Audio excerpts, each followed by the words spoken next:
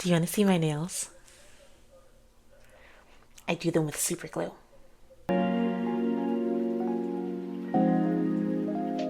You shouldn't do that though. Don't be like me. You should probably use nail safe glue.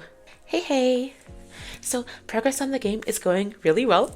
I'm very excited to share it with you guys, but it's not quite time yet. So, until then, today I wanted to take some mushrooms and design them as characters. So, let's just get straight into it. The first mushroom I want to do is beach mushrooms, not beach like the place with sand, but Beech. They actually have another name in Japanese. I think it was sorry, I touched the mic. I think it was shimuri. And when I saw that these mushrooms were Japanese, I was like, oh, okay, well then I will make my character Japanese. But these mushrooms are also tall and white. There is a brown variation, but I like the ones I think of when I think of these mushrooms are the white ones. So I was like, okay, I'll give her albinism. Now, these mushrooms actually were developed in the early 2000s. In 2002, this company, Hokuto, created them, which I guess I didn't realize like we are still dropping like entirely new mushrooms or entirely new vegetables. It's just kind of crazy to me. I guess I thought they would be like, oh, these mushrooms are old, not that they would have been made in 2002. Although to be fair, it's only the white variation that was made in 2002. Anyways, so because the mushrooms or the specific type made by the specific company were made in 2002, I decided to give her like a Y2K vibe outfit, and that made me think of Decora, which is a Harajuku fashion. So I am dressing her in Decora in Harajuku, but also these mushrooms are pretty simple. They're tall and thin, so I wanted her to embody that. So I'm basically trying to create a minimalist maximalist look, which like I don't know if that just means I was ready for a challenge or if that wasn't a very good idea. These mushrooms just also seem like they would be gentle and kind for some reason, so I wanted to give her a downturned eye. I'm using this one artist as a reference. The artist actually isn't Asian, they're Hispanic, but they have like their eye shape is really iconic and something that they replicate in their art, so I figured I would use them as a reference for my little mushroom girl too. I wanted to put a reference to the company that developed her on her, and I definitely wanted to use their logo somewhere.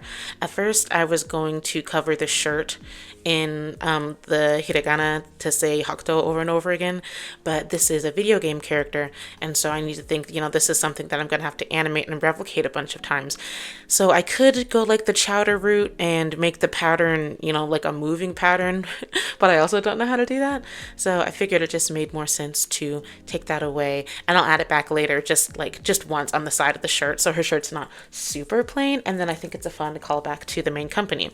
The other reference I made to the company is the eye patch. I know it might be cheating a little bit to put like she is a mushroom, I put a mushroom on her, but that's the most iconic part of the company's logo, so I think that's allowed.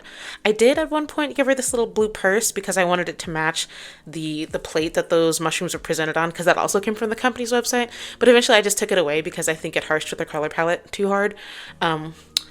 Yeah, making an all-white character not just be the same flat shade of white, very difficult, but also very rewarding and very worth it. Because in the end, I think she looks like very cute and very soft, and you could probably like tell her your secrets, and she wouldn't tell them to anybody. I don't know. I also don't really have a name for her. Comment below if you have a name for this character. I love, love, love, love getting comments from you guys. You have no idea how much they help. So please let me know what she should be named. Next, I want to do the mushroom. Like, when you say mushroom, the one that people think about, I want her to contrast with the girl that we just made. So I want her to be shorter, and I'm going to make her a little thicker. And I want her to be more high energy, because if these two were in a game together, I would want them to be able to like play off of their energies very well. I think that these two may end up being Fae, but I'm not really sure. So when I looked up this mushroom, it's called a fly amantia, I think, and it has psychoactive agents, and it can also cause Alice in Wonderland syndrome. So I'm thinking like a very playful, very fun, and maybe even a little bit mischievous character, which is why I'm using that reference of Alyssa Liu. She just looks like she's having so much fun there, and when I was trying to think of what pose I specifically wanted, like the way that she was standing at the start of her routine was exactly what I was looking for. So what's interesting about this mushroom is that it technically can unalive you. But it's rare. You have to take like a lot of it. So normally it just makes people trip.